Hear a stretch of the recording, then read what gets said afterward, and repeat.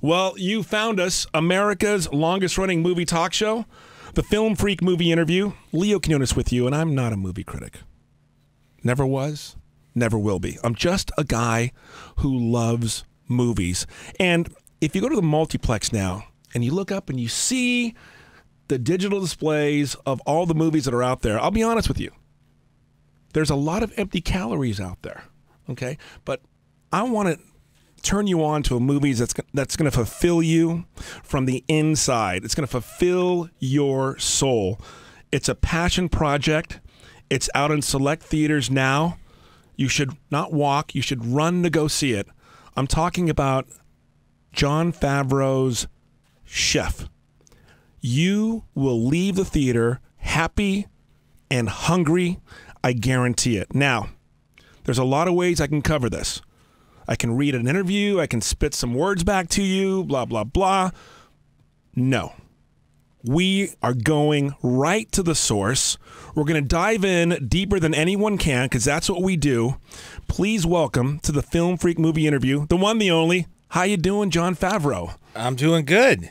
Wow, that was quite an introduction. Thank you very much. I'm a ranter. I like it.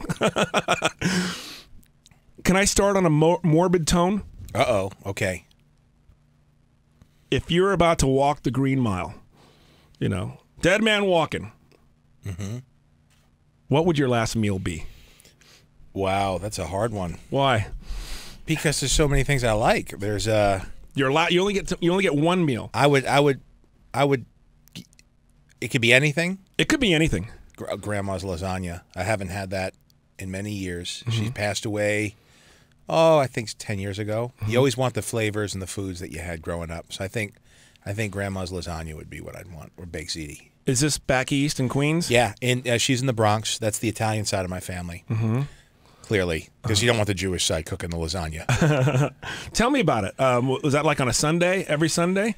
No, you know, when we go over there, mostly like I remember Christmas Eve, Easter. That's when the whole family would get together. And it probably, you know, if you had it, it probably wouldn't be something special, but it's what you grow up with. If that's what it is. You have memories that are tied up with the food, tied up with the people. And her teaching me how to cook on my own for when I was living alone for the first time. And, you know, and taught me a few different things, pasta fagioli, and a few different things that I could cook on my own so that I wasn't just always going to McDonald's when I was in college. And that was the beginning of my relationship with cooking, and I think she'd be very proud now with all the work I had done and all the training for this film. It really opened up a whole nother world, and now it's something I share with my kids. Could you replicate her dish? No, my uncle can, and now that I'm a cook, and my uncle came because this thing showed at Tribeca, right? So all the Favreaus came out, all the boys, and there's a lot of firemen in my family, and firemen are cooks too, right? They're chefs. They take it just as seriously. And there was a lot of eyeballing my knife skills and stuff in the movie at that screening among my uncle and cousins. And so he's kind of the keeper of Grandma's recipes. And now that I know my way around the kitchen, I think I'm going to sit down with him next time we're together, and I'm going to get downloaded. Nice. Talking with Jon Favreau. The movie is Chef in select theaters. BuyChefTickets.com. It's playing all over. Okay. When the movie Chef opens, I see, and I'm in a kitchen, and I see kind of like a shot of you cooking, and I'm thinking that you're pulling a Robert Zemeckis. What do I mean by that? I'm thinking because Robert Zemeckis is really great with visual effects that are very subtle, that are not like things blowing up, just the everyday life. Oh, there's a couple of those in this movie. All right, because I did make Iron Man after all. I have a couple tricks up my sleeve. So there was like a table that split the in half, and I was like, but then I saw a B-roll shot of you of Jon filming, and you do have that rapid Food Network Iron Chef knife skill, do you not? I could not on the level of a chef, but remember, for a movie, you just have to get it for a couple seconds, and you edit it together. But there's also stuff I did give it a little movie magic love to help make me look better than I am. Did you speed up the frames a little bit? I'm not going to reveal all my secrets, but there is. I will be honest and say that I couldn't. Although I've been asked. Now, see, I went on the Chew, which is Batali's show, and he said, "Oh my God, you were so good with the knife in that movie." on the TV show, I'm going to have you cut a bulb of fennel. And I said, Mario, you know, it's a movie. It's not, you know, Iron Man can't really fly either. There's, you know, that's all. And that wasn't Mark Wahlberg in the last scene of what's it called, of Boogie Nights either. Yeah. So there's, you know what I mean? So, you know, it's still a movie. And he said, oh, do the best you can. So thankfully, when I was on the show and it got picked up by some of the food blogs, I was able to do it, you know. But it's not something, when I'm at home, and most chefs don't whack up, you know, a zucchini with a knife that quickly when they're doing it for themselves. Right. It's more methodical. But it's good to be able to show off in this movie at the beginning, because you want to set the audience at ease that this guy really knows what he's doing, and it makes you watch the movie differently, knowing that this guy is really good at being a chef, and that changes the way you watch the whole film. So I felt like that first sequence was the opportunity to prove to the audience that this character really knew what he was doing. I have to get a rudimentary question out of the way so we can start flying here. Who is Carl Casper, and what is his story in Chef? So the movie starts off with a guy that I play called Carl Casper, and he's a chef, and he won, you know, he was Best New Chef, Food and Wine magazine, like 10 years ago.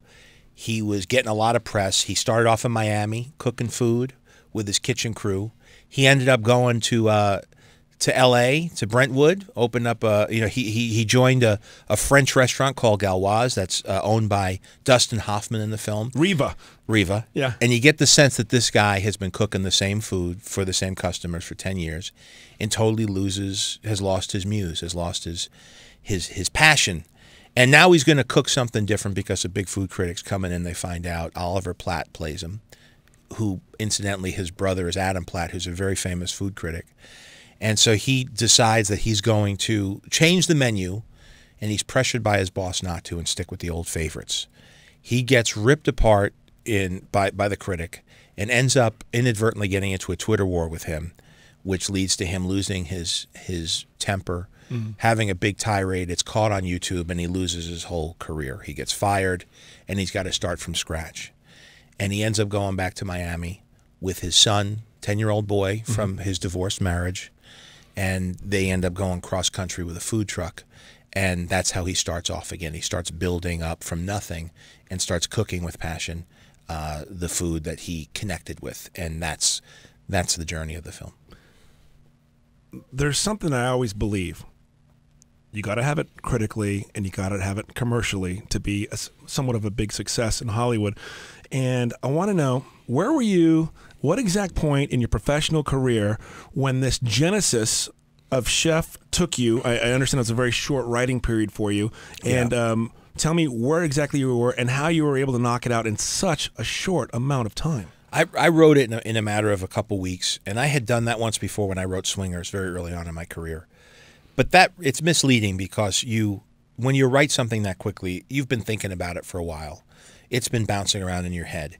And then you rewrite it later. But that initial first draft to get the whole thing out, I'm not, you know, I've written for things that I've been working on, like L for Iron Man or things like that. You kind of write what you need to, but to write a screenplay from nothing, from beginning to end, and have a vision for that whole thing, I haven't done that pretty much since Swingers were made, which is another film I did way back when.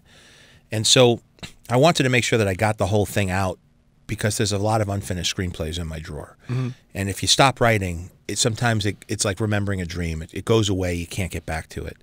I just don't have that set of skills. Right. So when this one came, it was great, because I saw the whole movie and I wrote the first draft down. And that's when I partnered with a guy named Roy Choi, who's a chef, who started the Kogi truck here in L.A., which was the big starting point for the food truck movement. He was active on Twitter. He had big lines, and he parlayed that into owning several restaurants now. And with Roy reading the script, I rewrote the script a lot to make it more accurate to a chef's world. But that's what drove me. I mean, a story hit me. It was about fatherhood. It was about reconnecting with family. It was about divorce. It was about balancing career with family. It was about connecting with your passion, losing your focus. Here, I'm 47 years old. Right. My character's a bit younger. He's 42, let's say. I think I could play 5 years younger than I am. Very well, I might add. Thank you. And so it was about a guy who is a bit lost in life at that stage, and he reconnects with the things that are important to him. In those critical 2 weeks, I want to talk to Jon Favreau, the writer. Yeah. Do you pull a Jack Bauer and no one sees you for 2 weeks? How disciplined are you? How do you get? What's your process for the writing?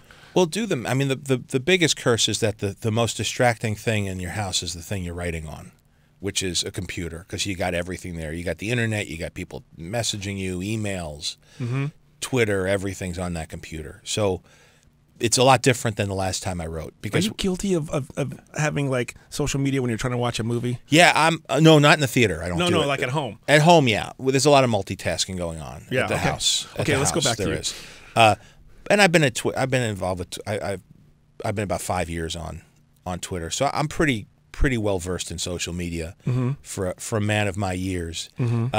But when I was writing, I went back. I sat down. If you do the math, let's say a screenplay is 110 pages.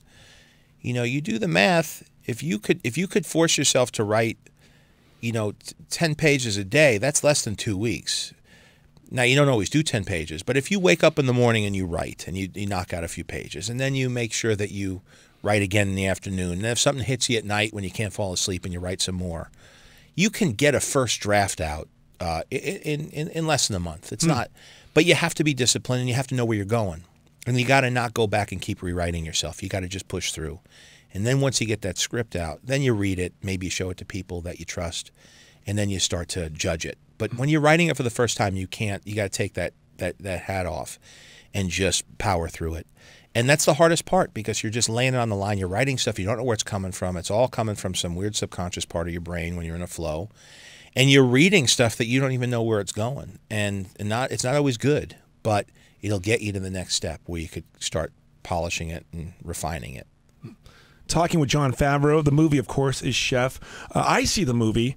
I love Carl Casper and his arc, but I see this as a classic father-son film. Yeah, that's another layer, a whole nother. I think that's what it's really about. But there's always a what the movie really is, and there's always what the movie seems to be. Right. Right. In every case, and generally when you're looking at a movie that's that's a big effects-driven film. It's, Iron Man is about a guy who makes a suit, but really it's not. It's about Robert Downey's character and about what he's going through. And the suit or the motif or the genre of the film becomes like the skin of it, but really the soul of it generally is about people. I mean, we really want to see movies about people. And with this, it's about food, it's about chefs, but it's at its core, it's about a dad reconnecting with a son. And when Dustin Hoffman read the script, I didn't know him really. I knew his work. I was a big fan. When he read it, he started talking to me about Kramer versus Kramer, which I had not even considered. And as I looked, I said, wow, that trajectory of that relationship is very similar. It's a dad who's divorced, who's not the best dad, who doesn't know how to connect with his kid, who's busy with work, and slowly is forced to come to terms with that relationship. And then eventually, actually, even in that film, through food, if you remember, cooking him breakfast and what that relationship is, growing up and becoming a grown-up by being a father and being a dad and being attentive to something outside of his own needs. And that's what's great about having kids, is it forces you to look at life not from the perspective of what you want, but there's somebody out there that's more important than you have to take care of. And that's a good way to grow.